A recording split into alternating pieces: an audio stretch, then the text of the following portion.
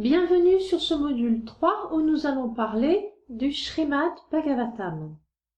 Le Srimad Bhagavatam ou Bhagavad Purana ou tout simplement le Bhagavatam est souvent appelé la Bible des Vaishnavas.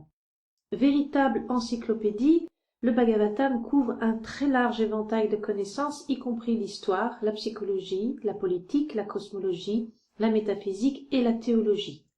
Ralph Waldo Emerson, fondateur américain du transcendantalisme au XIXe siècle, l'exalte en disant qu'on devrait lire le Bhagavatam à genoux.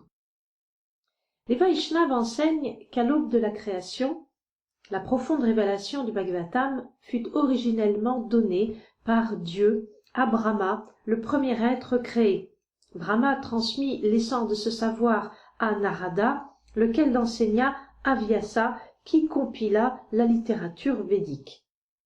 Vyasa occupe une place de première importance dans la dissémination historique du savoir primordial.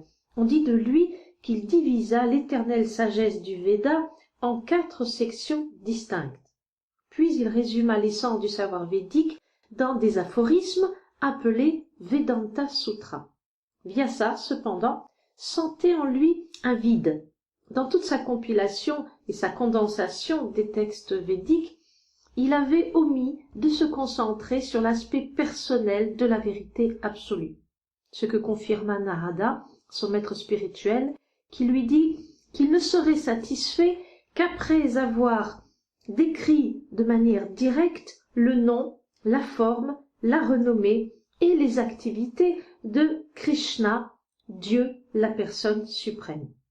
Vyasa compila alors le Srimad Bhagavatam, le fruit mûr de l'arbre du savoir védique, le roi des livres, le Purana immaculé, en guise de commentaire naturel des Vedanta Sutras.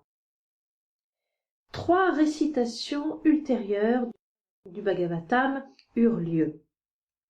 La première, à Badarik Ashram, dans les hauteurs de l'Himalaya. Vyasadeva en fut l'orateur et son fils Shukadev Goswami le principal bénéficiaire. La seconde récitation fut accomplie par Shukadev Goswami. Ajustant ses propres réalisations à ce qu'il avait entendu de son père, il énonça le Bhagavatam à Maharaj Parikshit, grand roi, condamné à mourir 7 jours plus tard sous le coup d'une malédiction. Enfin, la 3e récitation eut lieu dans la forêt de Nemisharanya, sur les rives de la Gomati, à Nimsar, dans l'Uttar Pradesh. Là, 60 000 sages, conduits par le saint Sri Shonakarishi, s'étaient assemblés pour entendre le message du Srimad Bhagavatam des lèvres de Suta Goswami, un sage qui avait assisté à la narration de Shukadev Goswami pour le bénéfice de Maharaj Parikshit. C'est la totalité de ces 3 révélations qui forment le Bhagavatam tel que nous le connaissons aujourd'hui.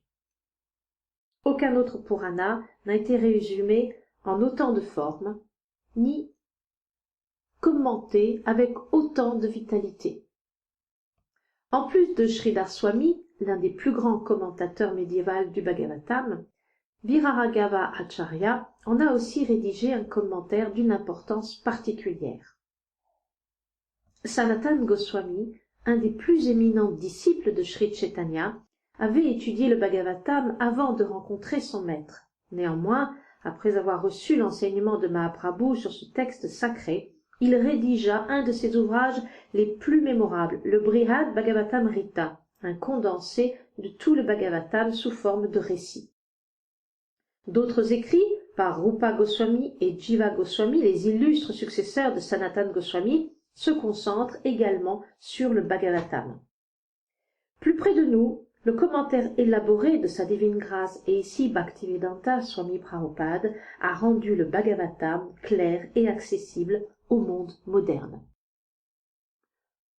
Vous allez pouvoir entendre dans les pages suivantes une lecture animée du premier chant sur les 12 chants du Bhagavatam. La lecture sera faite par Adishekar Das.